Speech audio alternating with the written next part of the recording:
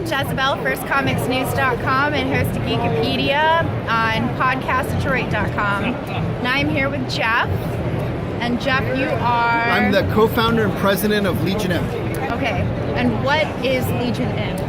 Legion M is the world's first fan-owned entertainment company. So we're basically a studio or production company that makes movies, television shows, and virtual reality. The difference is that rather than being owned by like a conglomerate or a wealthy individual, we're literally owned by fans. So we opened the doors, took advantage of some brand new securities laws that just went into effect this year, and opened the doors and allowed fans for as little as $100 to come in and become a co-owner of the studio, along with Stan Lee and Seth Green and all of our amazing creative allies. Cool. Yeah. So everyone has a say? Not necessarily, no. Okay. It's not a democracy, right? Okay. I mean, we're running the company, so we have real professionals with track records. Paul and I have started companies before and that are running the company. And from a creative standpoint, we partner with people like Seth Green and Stupid Buddy Studios. That's the guys that produce Robot Chicken, for example. And other proven Hollywood creators to produce movies and TVs and that sort of thing. The difference is that they're owned by the fans. So it's not fan-made content. It's a fan-owned studio. It's like if all of us got together, pooled our money to buy Walt Disney Studios or something like that. Okay.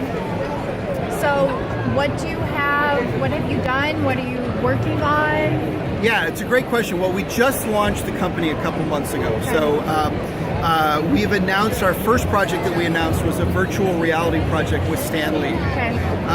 The second project that we announced is the Legion M Pitch Elevator, which is behind us.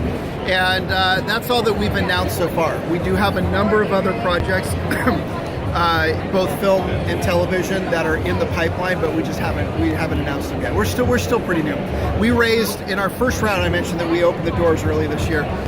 We raised $1 million, right? We were limited by law to only $1 million. But we actually had $1.4 million worth of interest. And so we actually had to return people's money because we had more people that wanted to get in than we were legally allowed to take. So that was earlier this year. Later this year, we're going to be launching a new round where, and in that case, we can raise up to $50 million. Wow. Okay. So our goal, the M on my shirt here, that's the Roman numeral with the bar over it, is the Roman numeral for 1 million. Because our goal is 1 million fans, right? If you can imagine, if we get 1 million fans as investors in this company, first of all, we'd have $400 to $500 million worth of development money, right? So at that point, you can finance pretty much even like a big blockbuster movie. But more importantly, you've got 1 million fans, right? So that's the whole premise, is that when our movies come out, we don't have to go buy bus billboards, right? Because we've got 1 million people that have been involved since day one, right? When you invest as a co-owner of the studio, we're going to do things like live stream from the set. We connect you with the creators when we can. We on some things, not everything, we'll put up for vote, right? We have this. Our motto is you don't make great art by committee, right? So it's not like everybody's going to try and agree on the plot line, but we do work with creators that want to engage the fans in the process. And, maybe it's helping choose a title, or maybe it's helping, crowdsource a costume for a character. I mean, there's a lot of different ways that innovative creators can engage with those fans and use them as a resource. Because these people, everybody's got an opinion, they've got great ideas. A lot of them have talents, a lot of them are creators that are in Hollywood. And so it's a fantastic way for, our whole goal is to open the gates of Hollywood and allow everybody to come inside and be a part of it. So once you get this going, are people that are only fans and part of this going to have access to your material? No. So we are, like I said, we're a studio production company just like any other. So our projects, like our films, are for theatrical release. Right, if we make a TV show, we're talking to, Sony, so we can produce it with them and sell it into a network, right? So we're, creating content that's viewable by everybody, but like I said, the difference is, like, if you look at like a movie, it's owned by a studio, and, they have to get the audience to come to the theater to come see it. That's why, like, reboots and, sequels and these huge franchises are such an important part of Hollywood today, right? Because if they know that if they do another DC Comics, movie, people are going to see it, right? Everybody's going to come see Rogue One. Like, there's no question, like, oh, are anybody going to see it? Everybody's going to come see it. So in our case, because we have this legion of fans that are involved in since day one, right? And they've been following along with the process, when that movie comes out, we know that a big chunk of them are going to come see it, and they're going to see it on opening night, and they're going to bring their friends, because this is our movie, right? And if that movie's successful, you can make money, right? That's the thing. You own stock in it. And so, that gives us a lot more creative latitude. We're talking to creators about being able to think outside the box, right? Because, we can do things that a studio wouldn't touch, because it doesn't ROI out. They don't know it's going to sell. Yeah, it doesn't fit into their model, you know what I mean, or something. Like, we feel like we can take more risks because we're bringing the fans in early, right? And they get to ride along with us and look at the process. So your first project was actually a virtual reality experience. Yes, well, so we haven't released it yet. Okay. We announced it. Okay. And what it is, are you familiar with the VR? Like, if you tried out the Oculus or the HTC Vive and all that sort of stuff? C2E2 2 years ago had a scare experience for the release of Insidious 3. Okay, excellent. So you got to go, so you sit down in the chair, you can turn your head all the way around. Yes. It's an entire theatrical thing. Yes. It's still, though, you're not moving, or yes. it's not moving. Yeah. But yeah, it was definitely interesting. Well, it's amazing, and the technology has come so far, and it's still very nascent, right? the headsets are very expensive, and they're still, kind of big and clunky, but, if we put one on, you can see, like, okay, yeah, like, I can see how this works. It works for gaming, it works for movies. There's a lot of different things. Anyway, so the experience that we're doing with Stan is, normally VR is filled, like what you're talking about, it's a sphere of cameras, right? And so there's like, maybe 14 cameras, all pointed out in different directions. And somebody walks around through the set, right? And it captures all the video from those cameras, and the computer stitches it together so that when you put the headset on, you can look in any direction and it's like you were there, right? So that's the way normal VR works.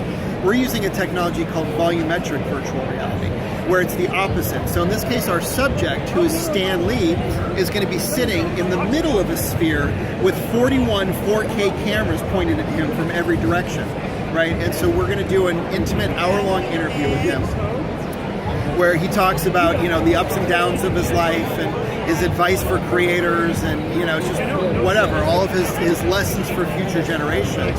And the computer takes all of that data, it's like 1 terabyte per minute of data from these 41 cameras, and stitches it together so that when you put on the goggles, it's as close as technologically possible to being in the room with Stan Lee.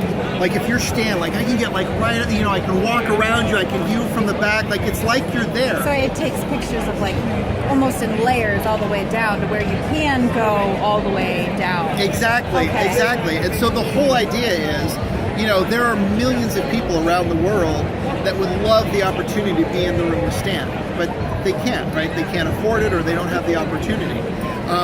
People 100 years from now, we're giving them the chance to be in the room with Stan for an intimate interview. What if you could go back in time? I would totally interview him today. Yeah, for sure.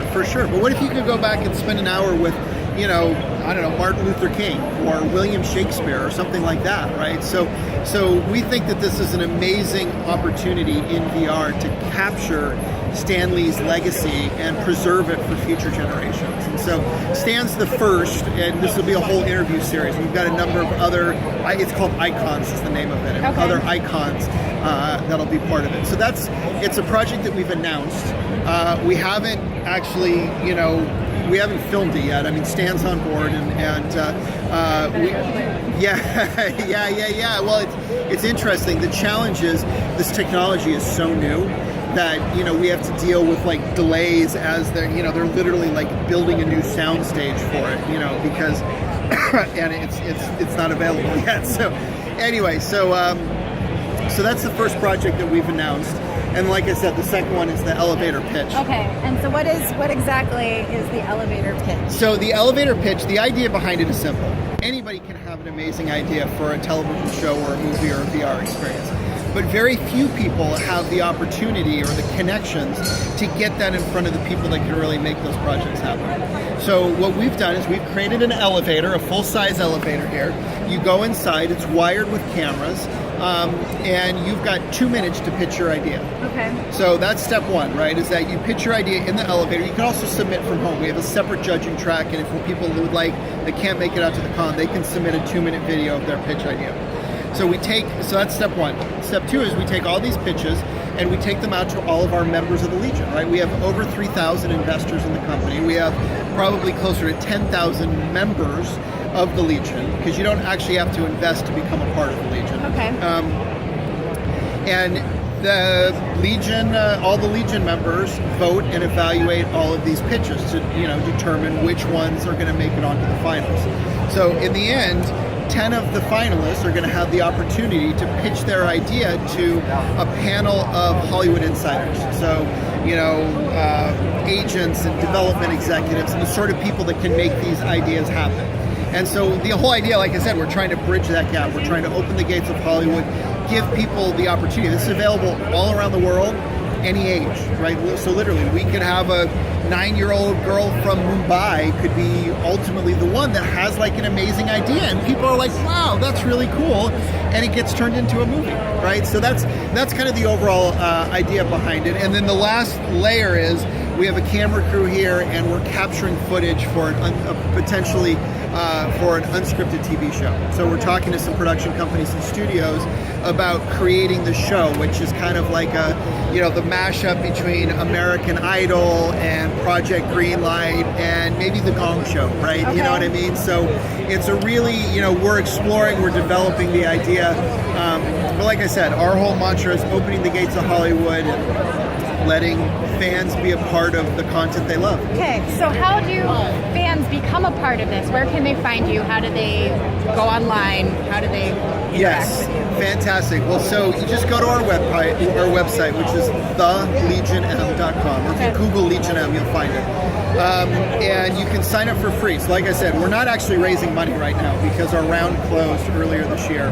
But you can sign up for free, and that'll do two things. First of all, it gets you on the list so that when our next round opens, you get an alert and you get dibs basically on people that aren't signed up. And so there's no obligation. You're just signing up to get the information. But given that our last round was sold out, like it might be a good thing to do because the second round might sell out as well. The other thing that it does is we have a private Facebook group that's only for Legion shareholders and members, right? And what Legion M really is like I said, we've got all of these fans and these investors, and it's an amazing community of people that are passionate about, entertainment. They're passionate about film, they're Comic-Con. Like it's like this, right? It's all of these people. So we have this amazing community where, even though the company's only been around for a few months, it's amazing the energy and enthusiasm and creativity, the connections that are being made in that group. A lot of the people that are part of Legion M are creators, right? They're people that are either in Hollywood and, maybe they're a hobbyist, or maybe they're a student, or maybe they're a professional. Like we have a lot of professionals that are in Hollywood that just love this idea of having a studio that's owned by fans.